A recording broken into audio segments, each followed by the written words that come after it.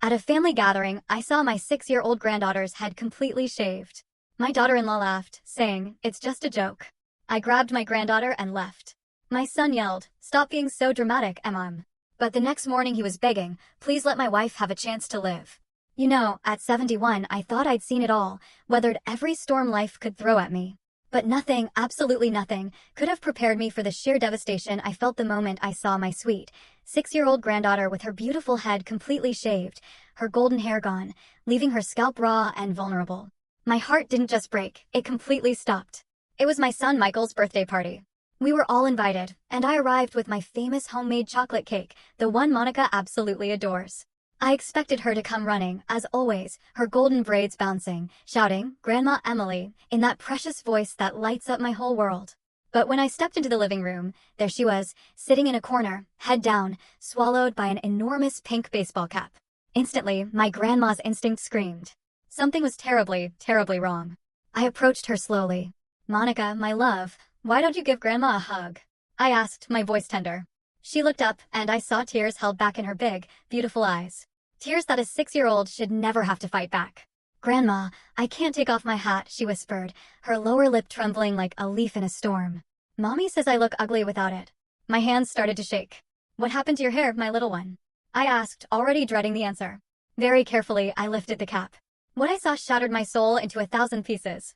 Her gorgeous blonde hair, the hair I used to comb with so much love every time she visited, had been brutally cut to the root. This wasn't a bad haircut, it was a cruel, merciless shave, as if they'd taken an electric razor to her without a shred of care. "Oh my God," I gasped, unable to stop myself. "Who did this to you?" Monica began to cry silently, those deep, heartbreaking sobs that only come from a truly broken heart. "Mommy did it," she whispered, looking towards my daughter-in-law, Paula. Just then, Paula appeared, a glass of wine in her hand and a smile that instantly froze my blood. "Oh, Emily, did you see Monica's new look?" she said, laughing as if nothing out of the ordinary had happened. "Doesn't it look modern?" "It's the new fashion." "Modern?" I repeated in sheer disbelief. "Paula, how could you do this to a child?" She shrugged with complete nonchalance. "It was necessary. This kid never wanted to wash her hair, always cried when I tried to comb it. So, I decided to solve it once and for all. But she's just a 6-year-old girl." I yelled, a torrent of rage rising in my throat. "How could you completely shave her head?"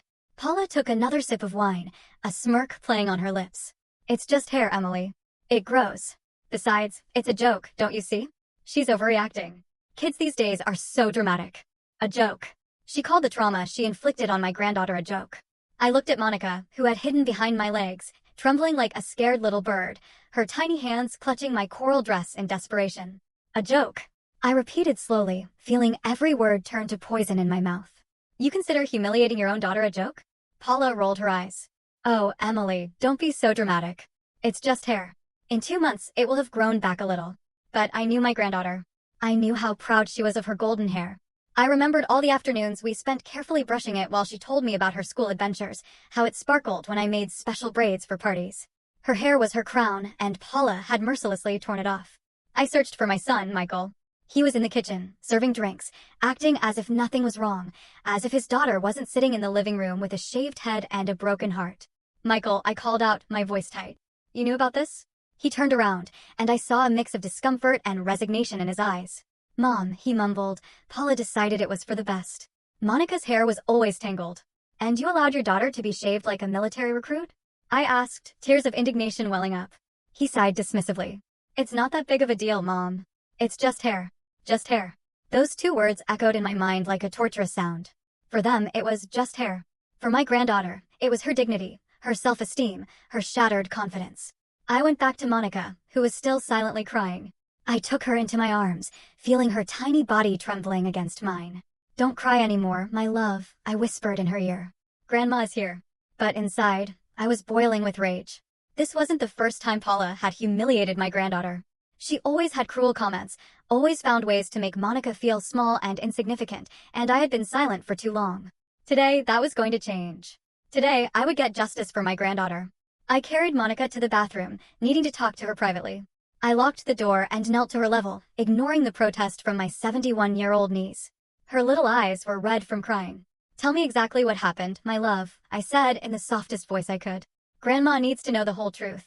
Monica sobbed, then began to speak between hiccups. Yesterday morning, Mommy woke me up really mad. She said my hair was really dirty and that I was a filthy girl. My heart ached. I had seen Monica just 3 days ago, and her hair was perfectly clean. Paula lied, but I had bathed the day before. Grandma, I swear to you. Her little hands trembled as she spoke. Mommy took me to the bathroom and got the machine Daddy uses to shave. The electric razor. The electric razor? I asked in horror. Monica nodded. She told me to stay still, or she was going to hurt me. I cried a lot, Grandma. I cried and begged her to stop, but she kept going and going until all my hair was on the floor. Tears streamed down my own cheeks. I imagined my little granddaughter, terrified, watching her beautiful hair fall while her own mother mercilessly humiliated her. Was your dad home? I asked, already knowing the answer.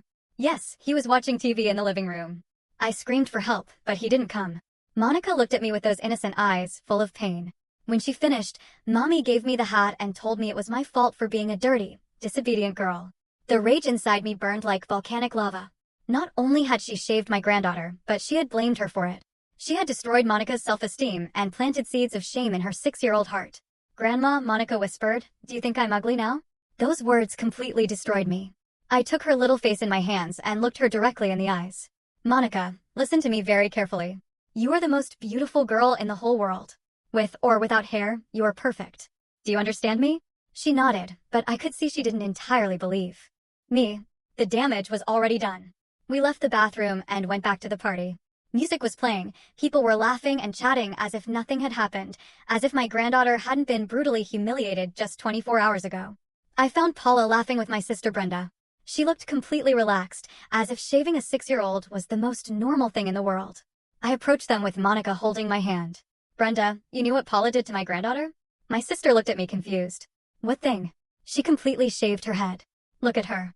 I took the hat off Monica, who immediately tried to cover herself with her little hands. Brenda gasped. Oh my God. But why? Paula interrupted with a laugh. Oh, I already explained to them. It was necessary. This girl didn't wash her hair properly. It was always greasy and tangled. Besides, now it's cooler for the heat. Greasy. I exploded. I myself washed her hair 3 days ago when she was at my house. It was perfectly clean. Well, it got dirty really fast then, Paula replied calmly. Kids are like that. Brenda looked at me wide-eyed. She was a grandmother too, and she perfectly understood the magnitude of what had happened. Paula, this is too extreme. You could have cut her hair normally, not shaved her like a criminal. It's just hair, Paula repeated like a broken record. You guys are overreacting. In my day, kids obeyed and that was it. If Monica had obeyed from the beginning, this wouldn't have happened. In your day, I asked in disbelief. Paula, you are 28 years old, not 50. What are you talking about? Well, in my family, they taught us real discipline, she replied haughtily, not like now that all the kids are spoiled. Just then, my neighbor Jonathan, who had come to the party with his wife, approached. He had seen the entire scene, and his expression was one of complete disgust. Excuse me for butting in, Jonathan said loudly, but I have 3 grandchildren, and I would never in my life do something like that to them. This is not discipline, it's cruelty. Paula looked at him with contempt. No one asked for your opinion, sir. I don't need to be asked for it, Jonathan replied firmly. When I see an adult hurting a child, it's my duty to say something. Hurting? Paula laughed hysterically. Please don't be so dramatic. It's just a radical haircut. But I had noticed something else. Throughout the entire conversation, Monica had clung more and more to my body, trembling every time her mother spoke. It wasn't just fear, it was pure terror. This girl was terrified of her own mother. Monica, I said softly, do you want to go to the kitchen with me for some water? She nodded desperately. But when I tried to take her, Paula stopped me. No, Monica is staying here with me. She's been hiding long enough. We're just going for water, I explained, trying to stay calm. I said no. Paula's voice became menacing. This girl needs to learn to socialize, not hide behind her grandma's skirts every time she doesn't like something. I looked at my granddaughter and saw absolute panic in her eyes. She didn't want to stay with her mother. She was afraid of her. Just then, my son, Michael, came up to the group. What's going on here? Why all the commotion? Your mother is making a mountain out of a molehill, Paula told him in a sugary voice, just because I cut Monica's hair. Michael looked at me with a tired expression. Mom, please don't cause problems. It's just hair. Problems? I couldn't believe what I was hearing. Michael, did you see how your daughter looks? Did you see how she's trembling with fear? She's fine, Mom. She's just being dramatic, as always. Those words hit me like a slap in the face. My own son was calling his 6-year-old daughter dramatic for being traumatized. My own son was siding with the person who had humiliated his own daughter. Dramatic? I repeated slowly. Your 6-year-old daughter is being dramatic because she was shaved against her will? Mom, that's enough. Michael looked at me with irritation. Paula is her mother, and she has the right to decide about her hair. You have no business getting involved. I felt as if I had been punched in the stomach. My son, my own son, was defending the indefensible. He was choosing his wife over his daughter's well-being. I looked at Monica, who was now crying silently again. I looked at Paula, who was smiling with satisfaction. I looked at Michael, who avoided my gaze. And in that moment, I knew exactly what I had to do. I wasn't going to let my granddaughter spend one more second in that toxic environment. I wasn't going to let them continue to humiliate her while I stood by. I took Monica's hand firmly. We're leaving. What do you mean, you're leaving? Paula blocked my way, her arms crossed. Monica is staying here. It's her father's birthday party, and she's not going to leave just because you're having a tantrum. It's not a tantrum, I replied in a firm voice, keeping Monica protected behind me. It's protecting my granddaughter from more humiliation. Humiliation. Paula laughed that fake laugh that got on my nerves. Emily, I think you need to calm down. You're seeing ghosts where there are none. But I had seen enough. For the past 2 years, since Michael married Paula, I had noticed disturbing changes in my granddaughter. Monica had stopped being the cheerful, spontaneous girl I knew.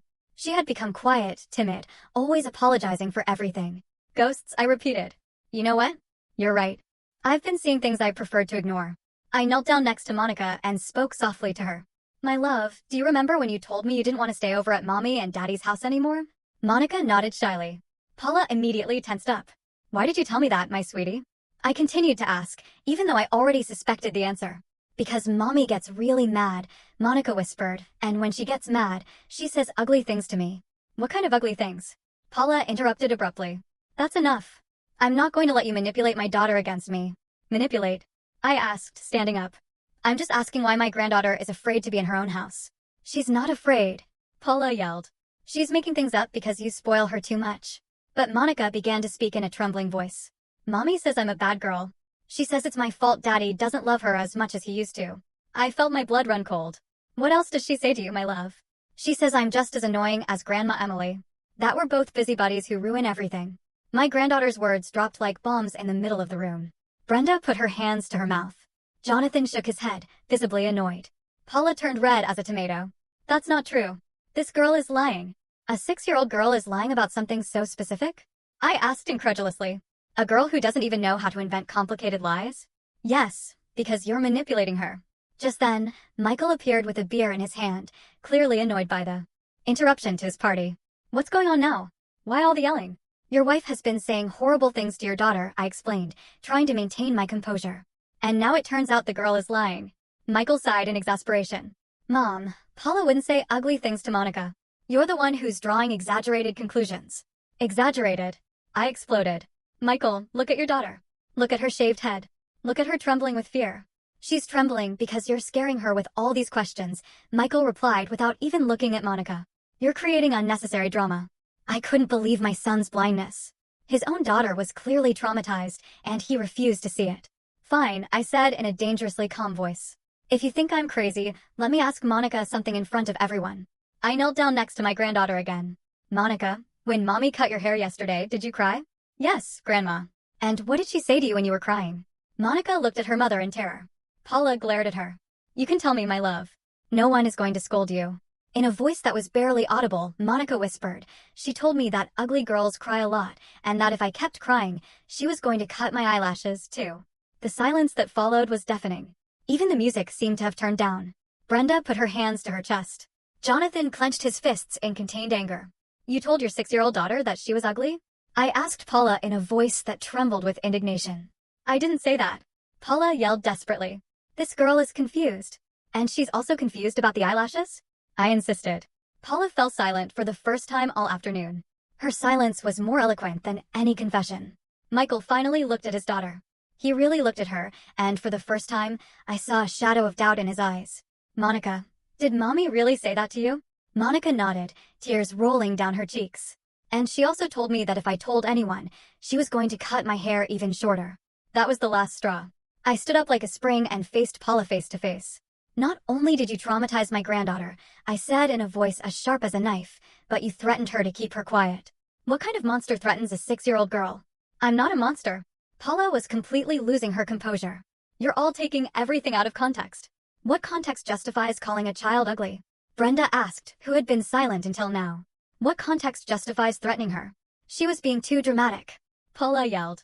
I was just trying to calm her down by calling her ugly. Jonathan joined the confrontation.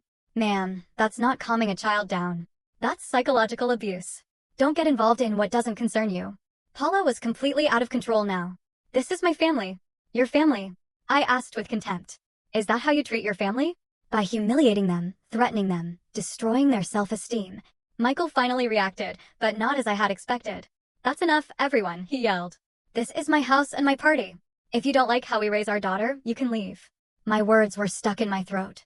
My own son was kicking me out of his house for defending his daughter. How we raise our daughter? I repeated slowly. Michael, you consider shaving a 6-year-old girl's head and calling her ugly to be parenting? It's discipline, Michael replied, but his voice sounded less sure than before. Paula is trying to teach her good habits. What good habits? I exploded. The habit of being afraid? The habit of thinking she's ugly? The habit of staying quiet when she's being hurt? Monica began to cry louder, clinging to my coral dress desperately. The sound of her sobs filled the entire room. Paula took advantage of the moment to attack again. See? Now you've made her cry more. This is all your fault for coming and causing problems. But I had made a decision.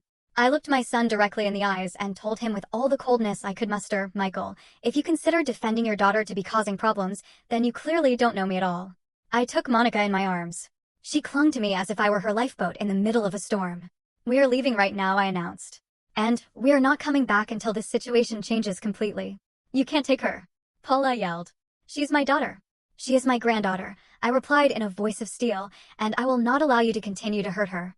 I walked toward the door with Monica in my arms. Behind me, I heard Michael yelling, Mom, stop being so dramatic. You're overreacting to everything. Dramatic. That word followed me to the door. My granddaughter was traumatized, humiliated, and threatened. But I was the dramatic one for protecting her. I left that house with my granddaughter in my arms, swearing to myself that I would never again allow anyone to hurt her, no matter the price I had to pay. The ride to my house was the most silent of my life. Monica had fallen asleep in the back seat, emotionally exhausted by everything she had been through. Every time I looked at her in the rearview mirror, my heart broke a little more. Her little shaved head looked so vulnerable, so helpless. When we got home, I carefully carried her and took her directly to my bedroom. I put her to bed, the same one she had slept in so many nights when she was smaller. I took off the pink hat and gently stroked her head. Her skin was irritated by the razor Paula had used without any care. Grandma, she murmured without opening her eyes, can I stay with you forever? Those words destroyed me. A 6-year-old girl should not prefer to live with her grandmother over her own parents. That only happened when the home wasn't safe. Of course, my love, I whispered, even though I knew it was legally impossible. You will always be protected here. Monica fell into a deep sleep. I stayed watching her, remembering all the signs I had ignored during these 2 years. The behavior changes, the fear in her eyes when Paula scolded her, the way she had become so quiet and obedient. How had I not seen it before? How had I allowed my granddaughter to suffer in silence for so long? My phone began to ring. It was Michael. I let it ring until it cut off. He called back immediately, and again, and again. Finally, I answered. What do you want, Michael? Mom, you have to bring Monica back right now. His voice sounded authoritative, as if I were an employee who had disobeyed orders. No, I replied simply. What do you mean no? She's my daughter, Mom. You can't just take her like that. Your daughter. I laughed bitterly. Since when do you act like she's your daughter? You've been letting your wife mistreat her for 2 years. Paula doesn't mistreat her. She's just strict. Michael, I listened to myself, my voice becoming dangerously calm. Your wife shaved your daughter's head, called her ugly, threatened her, and has been psychologically traumatizing her for months. Is that being strict? You're overreacting to everything, as always. As always. Those 2 words made me see red. As always? When have I ever overreacted about something that has to do with my granddaughter's well-being? Michael was silent for a moment. Mom, just bring her back. We can talk tomorrow. No. Monica is staying with me until you guys solve this problem. You have no right. Michael yelled. Paula is her mother. And where were you when your wife was shaving your daughter's head? I asked him. Where were you when she was crying and begging for help? Another uncomfortable silence. I didn't know it was going to be so drastic. You didn't know? My voice rose. Your wife grabs an electric razor to cut a 6-year-old girl's hair, and you didn't know it was going to be drastic? Michael, you heard your daughter cry. Silence. Did you hear her cry? Yes or no? Yes, he finally admitted in a small voice. And what did you do? I thought it was normal. Kids always cry when their hair is cut. Kids cry when their hair is cut, Michael. They don't scream in terror when they're shaved with a razor.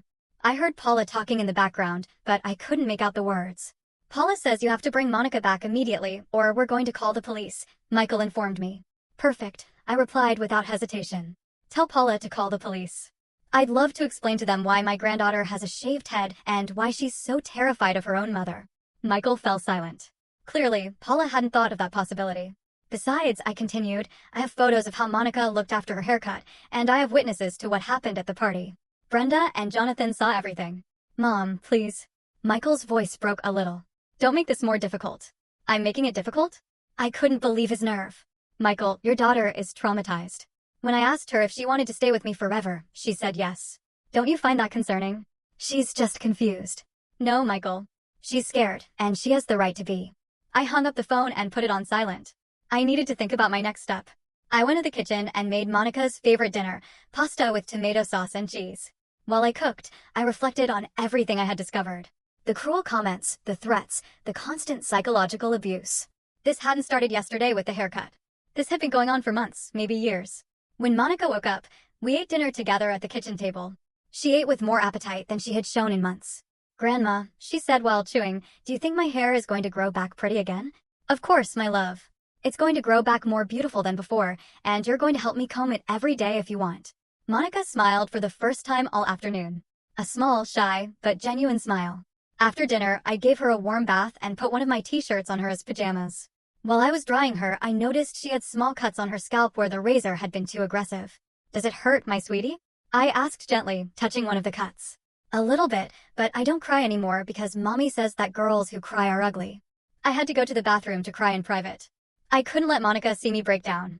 She needed to see strength, not more pain. When I came back, I found her looking at herself in the mirror on my vanity. Grandma, am I really not ugly? I knelt down next to her, and we looked at ourselves in the mirror together. Monica, do you know what the most beautiful part of you is? She shook her head. Your heart, your smile, the way you hug me, the way you take care of your dolls. That's what makes you beautiful, not your hair. But Mommy says that girls without pretty hair are ugly. Mommy is wrong, my love. There are many beautiful women who have short hair or no hair at all. I showed her photos on my phone of famous actresses with very short hair. Her little eyes lit up a bit. They are pretty too. Very beautiful, and so are you. That night, Monica slept with me in my bed. She snuggled against my chest like a scared kitten. Every time she moved in her sleep, she would murmur, "No, Mommy, please," or "I'm sorry. I'm sorry." Even in her sleep, my granddaughter was still apologizing. That was the longest night of my life. I stayed awake listening to her nightmares, stroking her shaved head, silently promising her that I would never again let anyone hurt her. At 3 a.m., my phone vibrated with a message from Michael. Mom, Paula is very upset. She says that if you don't bring Monica back early tomorrow, she's going to do something drastic. Please don't make things worse. I read the message and felt a chill. What kind of woman threatens to do something drastic over a 6-year-old girl? What kind of mother uses her own daughter as a blackmail weapon? At that moment, I knew this was much more serious than I had imagined. Paula was not just a strict or impatient woman. She was someone genuinely dangerous, and my granddaughter had been living with that person for 2 years. I woke up at 6 a.m. with Monica still snuggled against my chest. During the night, she had had 3 different nightmares, and each time she woke up crying. I would comfort her until she fell back asleep. Her little hands clung to my nightgown as if she feared someone was going to take her away. My phone had 17 missed calls from Michael and 5 increasingly desperate text messages. The last one, sent at 5 a.m., said, Mom, Paula hasn't slept all night. She's walking around the house like crazy. Please bring Monica back. I'm begging you. I carefully got up so as not to wake my granddaughter and went to the kitchen to make coffee. I needed to think clearly about what to do next. While the coffee was brewing, my phone rang again. This time it was Brenda. Emily, how is the girl? She asked me in a worried voice. Better, but very traumatized, Brenda. Last night she had horrible nightmares. She was screaming and apologizing in her sleep. Oh my God, this is much worse than we thought. Worse how? Brenda sighed deeply. After you left yesterday, I stayed and talked with some cousins. It turns out that Monica told our cousin Veronica a month ago that her mommy punished her by cutting her hair a little bit each time she misbehaved. I felt as if I had been hit with a hammer. What? Veronica thought the girl was exaggerating, but now it all makes sense. Paula has been using Monica's hair as punishment for months. And no one told me anything? My voice rose dangerously. Veronica thought it was just kids being kids, you know how they are. But yesterday, when she saw Monica completely shaved, she realized the girl was telling the truth. I hung up the phone with my hand shaking with rage. It wasn't just the cut from yesterday. Paula had been psychologically torturing my granddaughter for months, using her hair as a punishment weapon. I went back to the bedroom and found Monica awake, sitting on the bed, hugging one of my pillows. "Good morning, my love. Did you sleep well?" She shook her head. "I dreamed that mommy was cutting my eyelashes like she had said." I sat next to her and hugged her tightly. "That's never going to happen. Do you hear me? No one is going to hurt you as long as I'm here. But I'm going to have to go back with mommy." The question broke my heart because I didn't have a clear answer. Legally, Paula was her mother, and I had no custody rights. "I'm trying to fix things so that you're safe," I said with all the honesty I could muster. I made Monica's favorite breakfast, pancakes with syrup and strawberries. While we ate, she told me more details about what she had been living through. "Grandma, do you remember when I came to your house 2 months ago with my hair a little shorter?" "Yes, I remember. Mommy cut it because I spilled juice on the table." She told me that careless girls didn't deserve pretty hair. Every word was like a dagger in my heart. "And what did your dad say when this happened?" "Dad was almost never home, and when he was, Mommy acted differently." Of course, Paula hid her true personality when Michael was present. She was an expert manipulator. At 9 o'clock in the morning, my doorbell rang insistently. I went to the window and saw Michael's car parked outside. He was standing at my door with Paula next to him. She looked disheveled, as if she had indeed not slept all night. "Monica, go to my room and close the door," I told my granddaughter. "Don't come out until I tell you." I opened the door, but I didn't invite them in. "What do you want?" "We've come for our daughter," Paula said in a hoarse voice. Her eyes were red and swollen, but not with sadness. It was pure rage. "Your daughter is fine where she is. Emily, please." Michael tried to use a conciliatory tone. "We understand you're upset, but this has gone too far." "Too far?" I repeated in disbelief. What went too far was shaving a 6-year-old girl's head. Paula exploded. "I'm tired of this drama. It's just hair. She'll forget about this in a week. She'll forget." My voice became dangerously calm. "Paula, do you know that Monica had nightmares last night? Do you know that she woke up screaming and apologizing? Kids have nightmares all the time. And do you know that she asked me if she could stay with me forever because she's afraid to come back with you?" For the first time, I saw a shadow of doubt cross Michael's face. "She really said that?" "Really, your daughter is afraid of you," I told Paula directly. "That's a lie," Paula yelled. "You're manipulating her against me." "I don't need to manipulate her. Your behavior speaks for itself." Just then, Jonathan appeared in his yard. Seeing us arguing, he approached the fence that separated our houses. "Everything okay, Emily?" he asked in a protective tone. "Everything's perfect, Jonathan. I'm just protecting my granddaughter." Paula turned to Jonathan in a fury. "Mind your own business." "When I see a child being mistreated, it is my business," Jonathan replied firmly. "No one is mistreating anyone." Paula yelled, but her voice sounded hysterical. "Ma'am," Jonathan spoke in a calm but firm voice, "yesterday, I saw that child with her head completely shaved, trembling with fear." "That's not normal." Michael finally spoke. "Jonathan, I understand your concern, but it's our family." "And that's precisely why you should care more," Jonathan replied. "I have 3 grandchildren, and I've never seen any of them as scared as that child was yesterday." Paula was completely losing control. "All of you are crazy. It's just a haircut. In other countries, they shave kids all the time." "In other countries?" I asked her. "Paula, what countries are you talking about?" "Military prisons." "That's enough." Michael finally exploded. "Mom, you have to give Monica back right now. She's my daughter. End of story. Your daughter." My voice became sharp. "Since when do you act like she's your daughter? Where were you when she was being shaved? Where were you when she was called ugly?" Michael fell silent, but Paula took advantage to attack. "Emily, you're making that child sick with your ideas. You're creating problems where there are none." "Problems where there are none?" I laughed bitterly. "Paula, your daughter asked me yesterday if she was ugly. A 6-year-old girl shouldn't even know that word applied to herself. Kids say a lot of silly things." "Silly things." Jonathan joined the conversation again. "Ma'am, yesterday I heard that child telling her grandmother that you threatened to cut her eyelashes, and she was still crying. Are those silly things too?" Paula turned pale. She hadn't expected there to be witnesses to that confession. "I didn't say that exactly." "What did you say exactly?" I asked her. Paula stammered for the first time since I had known her. "I was just trying to calm her down by threatening her." Michael finally reacted. "Paula, did you really say that to Monica?" "It was a joke." Paula yelled desperately. "The whole thing was a joke. This family doesn't understand humor." "A joke." Jonathan shook his head. "Ma'am, shaving a child and threatening her is not humor. It's cruelty." Just then, I heard Monica crying from my room. She had heard the yelling and had gotten scared. "Look what you've done," I told them with contempt. "You've scared the child again." I went into the house and locked the door. I went straight to my room and found Monica hiding under the covers. "Mommy is coming to take me," she asked in a trembling voice. "No, my love. You're not going anywhere where you don't feel safe. But she's going to punish me later. Those words broke my soul. My granddaughter knew that she would eventually have to pay for having caused problems. Monica, listen to me very carefully. You haven't done anything wrong. None of this is your fault, and I'm going to do everything I can to keep you safe. Do you promise me? I promise you. Outside, the yelling continued. Michael and Paula were arguing with each other now, probably because Michael was finally realizing the magnitude of the problem. I took my phone and looked up the number for my lawyer. It was time to take legal action. This situation had gone too far, and I wasn't going to allow my granddaughter to return to an environment where she was psychologically abused. Monica, I told my granddaughter as I dialed the number, we're going to fix this. I promise you.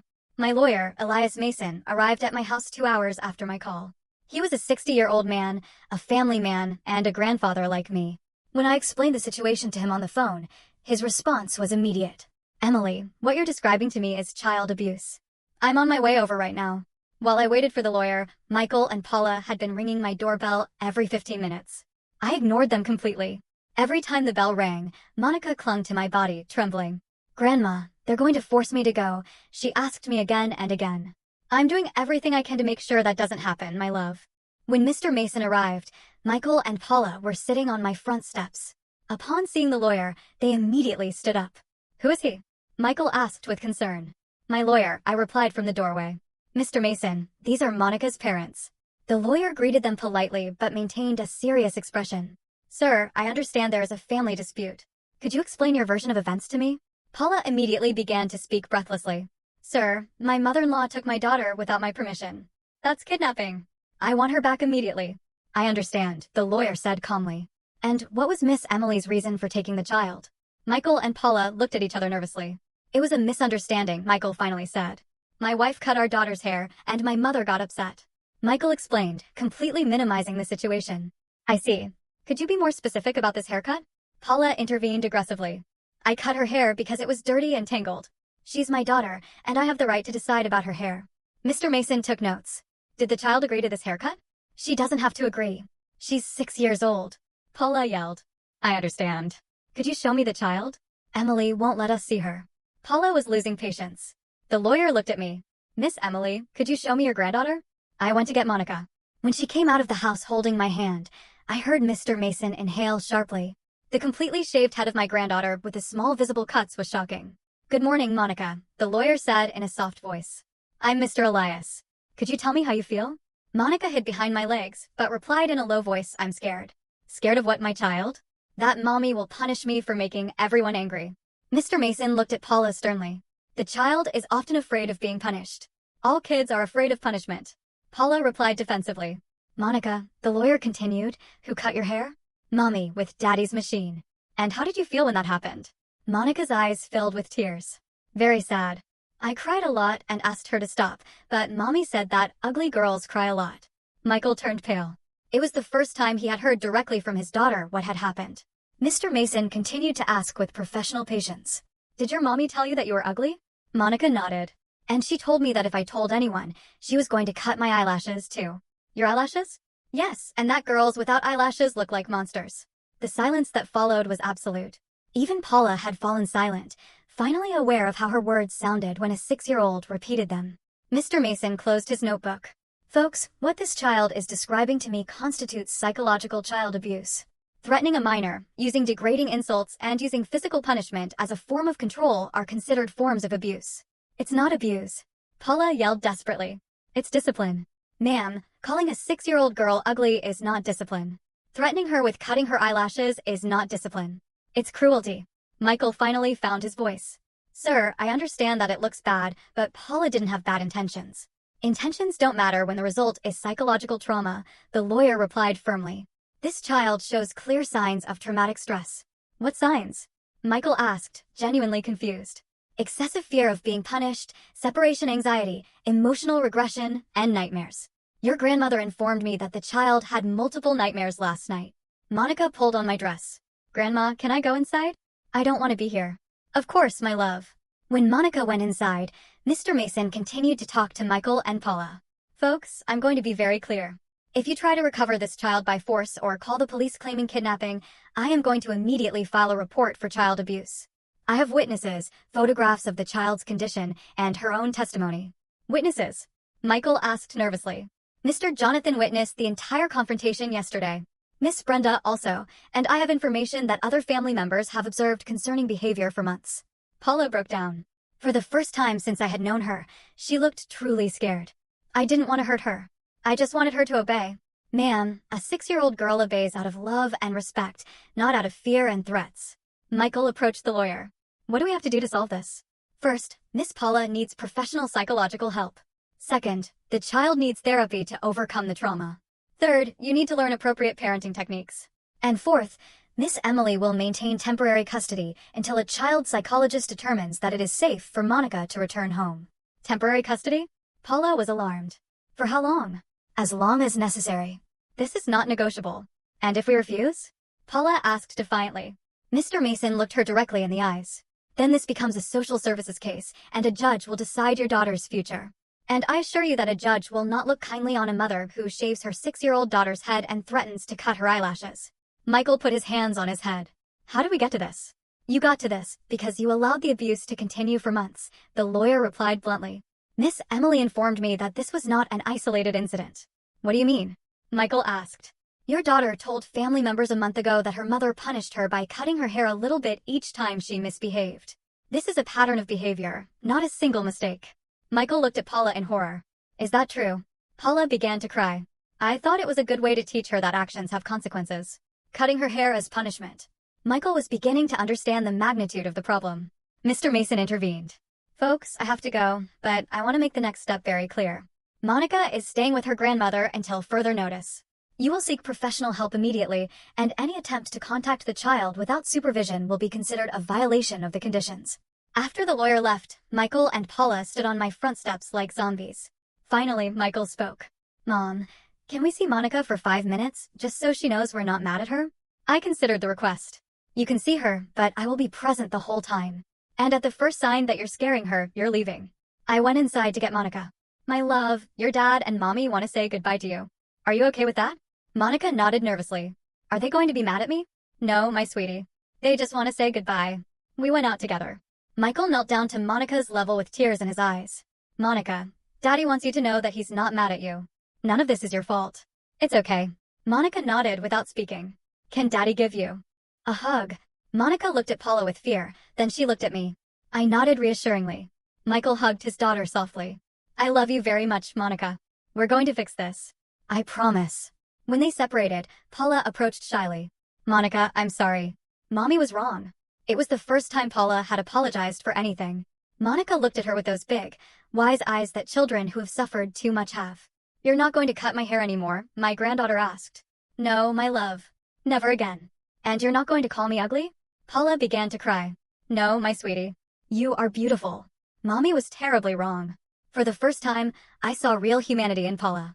For the first time, she seemed to understand the damage she had caused. But the damage was already done, and healing was going to take a long, long time.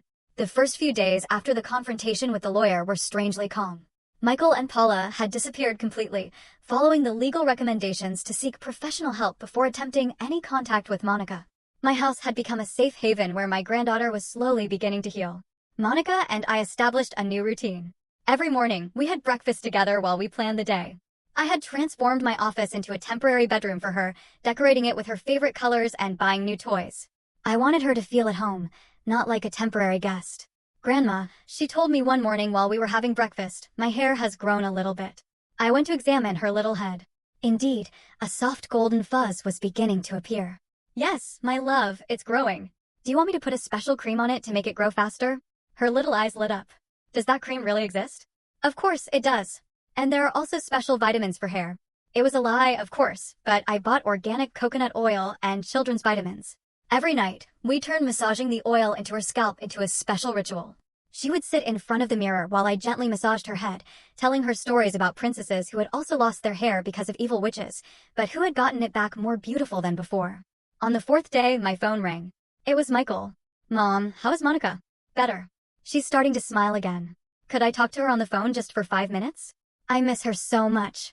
I looked at Monica, who was coloring at the kitchen table. Monica, your dad wants to talk to you on the phone. Do you want to? She stopped coloring and looked at me with uncertainty. Is Mommy going to talk to? Just Dad, I assured her. Monica nodded and took the phone with her small hands. Dad? From where I was sitting, I could hear Michael's broken voice. Hello, my princess. How are you? Good. Grandma is taking very good care of me. She's massaging my head so my hair grows. I'm so happy to hear that. Daddy misses you very much. I miss you too, Daddy. When are you going to come see me? There was a long pause. Soon, my love.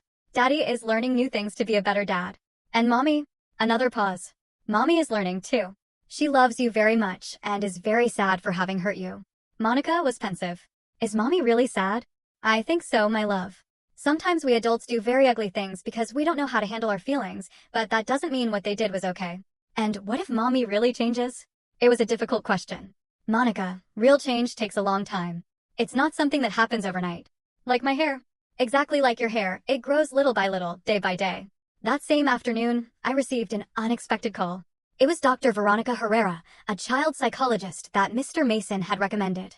Miss Emily, I understand you have your granddaughter in temporary custody due to a situation of abuse. That's right, doctor. I'd like to schedule an evaluation with the child to determine the level of trauma and design a treatment plan. Would it be possible for you to come in tomorrow? Of course. Will Monica be comfortable? She gets scared easily with strangers now. I understand perfectly. I have a lot of experience working with children who have suffered trauma. My office is designed specifically for them to feel safe. The next day, I took Monica to her first appointment with the psychologist. The office was beautiful, full of colorful toys and storybooks. Dr. Herrera was a middle-aged woman with a genuine smile and a very soft voice. Hello, Monica. I'm Dr. Veronica, but you can call me Dr. V. Do you like to play? Monica nodded shyly, holding my hand. Do you want your grandmother to stay here with you while we play? Yes, please. For the next hour, I watched as Dr. Herrera worked with my granddaughter. It was not a session of direct questions, but a play session where Monica could express her feelings through dolls and drawings. At one point, Monica took a doll and began to cut its hair with toy scissors. What's happening to the doll? The doctor asked softly. Her mommy is punishing her because she misbehaved. And how does the doll feel? Very sad and ugly. The doctor took notes discreetly. Did the doll do something very bad? Monica thought for a moment. No, she just spilled water. And do you think spilling water deserves that punishment? I don't know. Mommy says it does. When the session ended, the doctor asked to speak with me in private while Monica played in the waiting room. Miss Emily, your granddaughter shows clear signs of psychological trauma. Her self-esteem is severely damaged, and she has a distorted perception of what behaviors deserve punishment. How serious is it? It's serious, but not irreversible.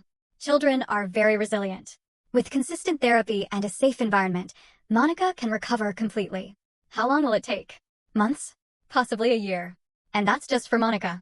The parents also need intensive therapy before it's safe for her to return home. That afternoon, while Monica was taking a nap, I reflected on everything I had learned. My granddaughter had not only suffered the trauma of the haircut, she had been living in a constant state of fear and anxiety for months, never knowing what normal behavior could result in humiliation or punishment. My phone rang. It was Brenda. Emily, how are things going? Better, but it's a slow process. The psychologist says it's going to take months. What about Michael and Paula? Michael has been calling every day to talk to Monica. He sounds genuinely regretful, but I haven't heard anything directly from Paula. Well, I have news about that. I ran into Paula's sister at the supermarket yesterday. And what did she tell you? That Paula is in intensive therapy. Apparently, she's going 3 times a week and is taking medication for anxiety. Medication? Yes. Apparently, she has impulse control problems that had never been diagnosed. The sister says Paula grew up in a very strict home where physical and psychological punishments were normal. That information made me think. It didn't justify what Paula had done, but at least it explained where her behavior came from. And how is Michael reacting to all of this? According to the sister, he's devastated. He realized that he had been ignoring signs for years. He's in individual therapy, and he's also going to parenting classes. That night, while I was reading a story to Monica before bed, she surprised me with a question. Grandma, do you think I'll ever be able to forgive Mommy? It was a very deep question for a 6-year-old girl. Do you want to forgive her? Monica thought for a moment. Sometimes I do, but sometimes I'm still scared. It's okay to be scared, my love. And it's okay not to be ready to forgive yet. But if I don't forgive her, am I a bad girl? No, my sweetie. Forgiveness is something you can only do when you feel ready and safe. You don't have to rush. And what if I never feel ready? Then you never have to do it. Forgiveness is a gift you give when you want to, not when others need it. Monica nodded, satisfied with my answer. She fell asleep peacefully that night, without nightmares for the first time since she came to my house. But I stayed awake thinking about the future. What would happen if Paula really changed? What would happen if she didn't? Would Monica have to grow up divided between her love for her father and her fear of her mother? Only time would tell. But one thing was for sure, as long as I had a voice and a vote, my granddaughter would never again suffer in silence. 3 weeks after the incident, I received a call that would change everything. It was Mr. Mason, my lawyer, and his voice sounded worried. Emily, I need to see you urgently. Michael and Paula have filed a legal petition to regain custody of Monica. I felt as if I had been punched in the stomach. Can they do that? Legally, yes. They argue that they have been following all the therapeutic recommendations and that they have met the requirements. In addition, Paula has been officially diagnosed with intermittent explosive disorder and is under medical treatment. What does that mean? It means they're going to argue that her behavior was the result of an undiagnosed medical condition, and that now that she's being treated, she doesn't pose a danger to Monica. I hung up the phone with my hands shaking. Monica was in the yard playing with her new dolls, completely unaware of the storm that was approaching. Her hair had started to grow noticeably, forming a soft, golden fuzz that shone in the sun. She no longer looked like the shaved, traumatized child from a month ago. That afternoon, Mr. Mason came to my house to explain the legal situation in detail. The judge has ordered a complete family evaluation. This includes interviews with everyone involved, psychological evaluations of the parents, and an evaluation of the home environment. And what about Monica? Dr. Herrera will have to present a report on Monica's progress and her current mental state. Her opinion will be crucial for the judge's decision. When is the hearing? In 2 weeks. Only 2 weeks to prepare the case that would determine my granddaughter's future. I felt overwhelmed. The next day, Michael called to ask to see me in person. I agreed, but on the condition that it was just him. When he arrived at my house, he looked completely different. He had lost weight, had deep dark circles under his eyes, and his posture was that of a defeated man. Mom, I need to talk to you. Sit down, I said dryly. Michael sat on the edge of the sofa, nervous. I know you're mad at me. Mad? I laughed bitterly. Michael, I'm not mad. I'm disappointed. There's a huge difference. I understand. And you have every right to be. Do I really? After 3 weeks, you finally understand that your daughter was being mistreated under your own roof. Michael lowered his head. I've been in therapy, Mom. I'm starting to understand a lot of things that I ignored. Like what? Like the fact that Monica had changed completely in recent months. She had become so quiet, so timid. I thought it was a normal phase. A normal phase? My voice rose. Michael, your daughter was terrified of her own mother. I know that now, but at the time, I was so focused on keeping the peace at home that I ignored all the signs. Keeping the peace? I looked at him in disbelief. What peace, Michael? The peace of ignoring that your wife was traumatizing your daughter. Michael began to cry. It was the first time I had seen him cry since he was a child. Mom, I was a coward. I was afraid to confront Paula because when I did, she got worse. So, I decided it was easier to pretend that everything was fine. And meanwhile, your daughter suffered in silence. Yes, and that's going to haunt me for the rest of my life. For the first time since this whole nightmare began, I saw genuine remorse in my son. But remorse was not enough. Michael, do you really think Paula has changed? She's in intensive therapy 3 times a week. She's taking medication. She's been diagnosed with a disorder that explains a lot of her behavior. That doesn't answer my question. Do you think she has changed? Michael was silent for a long moment. I want to believe she has. Wanting to believe is not the same as believing. Mom, she's really trying. She's reading books on parenting. She's working with a therapist who specializes in anger management. She's even taking yoga classes for stress management. And what if all that doesn't work? What if she has a relapse? Are you willing to risk your daughter's mental health for a second chance? What choice do I have? She's my wife. Your choice is to protect your daughter above all else, even if it meant getting a divorce. Just then, Monica ran in from the yard. Upon seeing her father, she stopped in her tracks. Her expression immediately changed from joy to caution. Hi, Dad, she said shyly. Michael knelt down to her level. Hi, my princess. How are you? Good. Look, my hair is already growing, Monica said, touching her little head. It looks beautiful, my love. Monica came a little closer, but kept her distance. Dad, is Mommy not mad anymore? The question broke Michael's heart. No, my sweetie. Mommy isn't mad. Mommy is very sad for having hurt you, and she's already learned not to be mean. Michael looked at me, seeking help to answer such a direct question. I motioned for him to answer it himself. Mommy is learning, my love. She's going to doctors who are helping her to be better. Like when I go with Dr. V? Exactly like that. Monica was pensive. And what if Mommy doesn't learn well?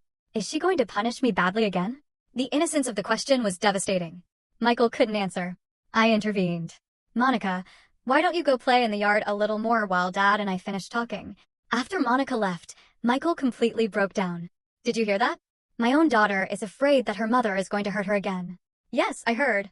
How can I ask her to go back home when she's so scared? That's a decision you have to make. Yourself, Michael. But you have to make it by putting Monica's well-being above all else. Michael was silent for several minutes. When he finally spoke, his voice was barely a whisper. What would you do in my place? I would protect my daughter no matter the cost, even if it meant getting a divorce. Especially if it meant getting a divorce. Michael stood up to leave. At the door, he turned to me. Mom, I want you to know that if the judge determines that Monica must return home, I'm going to do everything I can to protect her. And what if it's not enough? Then I'll have to make more drastic decisions. After Michael left, I called Dr. Herrera to inform her about the legal petition and ask her to speed up Monica's evaluation. Doctor, I need you to understand that this hearing is going to determine whether Monica returns to an environment that traumatized her. Your report could be the difference between safety and continued trauma. I understand perfectly, Miss Emily. I'm going to prepare a very detailed report on Monica's current state and my recommendations for her future care. What's your professional opinion? Is Monica ready to go back to her parents? Honestly, Monica has made significant progress in these 3 weeks. She's starting to rebuild her self-esteem and has stopped having nightmares. But that has been in a completely safe and predictable environment. What does that mean? It means that if she returns to an environment where there's any possibility of the trauma being repeated, all the progress we've made could be lost. And what if the parents have been in therapy? Therapy is a long process. Real behavior changes take months, sometimes years. There's no way to guarantee that 3 weeks of therapy have created permanent changes. That night, while I was helping Monica with her bath, she asked me a question that broke my soul. Grandma, are you going to have to give me back to Mommy and Daddy? I didn't want to lie to her, but I also didn't want to scare her. There are some important people who are going to decide what's best for you. And what if they decide I have to go back, but I don't want to then? We're going to do everything we can to make sure your voice is heard. The important adults are going to listen to what I want?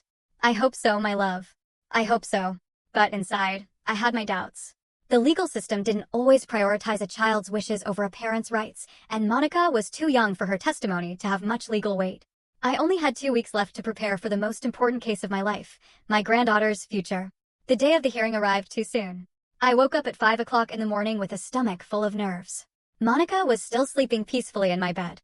Her hair had grown enough to form small golden curls that framed her sweet face. She no longer looked like the shaved, traumatized child from a month ago. While I was making breakfast, my phone rang. It was Dr. Herrera. Miss Emily, I wanted to call you before the hearing. I have completed my evaluation, and my recommendation is clear. Monica should not return to her parents' home at this time. I felt a huge sense of relief. What did you find in your evaluation? Monica still shows signs of post-traumatic stress when returning home. Yesterday, during our last session, I asked her how she would feel if she had to go back to her parents, and she began to tremble. And what did you recommend? Extended temporary custody with you for at least 6 more months, with gradually increased supervised visits if the parents continue to show progress in therapy. When Monica woke up, I noticed that she was quieter than usual. At breakfast, she barely touched her favorite pancakes. What's wrong, my love? Grandma, today is the day the important people are going to decide. Yes, my sweetie. I have to talk to them. Only if you want to. No one is going to force you. Monica was pensive. I want to talk to them. I want to tell them that I like being with you. Are you sure? You don't have to do it. I'm sure. I want them to know that I don't have nightmares here anymore. The courtroom was full when we arrived. Michael and Paula were sitting on the opposite side of the room with their lawyer. When Paula saw me walk in with Monica, she turned pale. My granddaughter looked beautiful in a coral dress we had bought together, and her freshly washed hair was shining under the fluorescent lights. Paula looked different too. She had lost weight, and her hair was styled conservatively. Her eyes, which used to always show that cruel arrogance, now looked dull and nervous. Michael came up to me before the hearing began. Mom, I want you to know that no matter what happens today, I thank you for everything you've done for Monica and Paula. Michael looked at his wife. Paula is grateful too. She wants to talk to you. I have nothing to talk about with her. Please, Mom. Just 5 minutes. Against my better judgment, I agreed. Paula approached shyly, as if she were the scared child. Emily, I want to apologize. It's not me you have to apologize to. I already apologized to Monica, but I also need to apologize to you. I know I did unforgivable things. I looked her directly in the eyes. Do you really understand it, Paula? Or are you just saying what you think I want to hear? I've been in therapy for a month. I've been taking medication. For the first time in my life, I can clearly see what I did. Her eyes filled with tears. I traumatized my own daughter. I made her feel ugly and scared. What kind of monster does that? It was the first time I had heard her take real responsibility. And what guarantee do I have that it won't happen again? None, Paula admitted. I can't promise you that I'll never have another episode. But I can promise you that now I have tools to manage my anger. And I can promise you that if I feel like I'm going to lose control, I'm going to walk away. And what if Monica doesn't want to come back with you? Paula broke down. Then I'll have to live with the consequences of my actions. But I hope that someday she can forgive me. When the hearing began, the judge was an older man with a serious expression.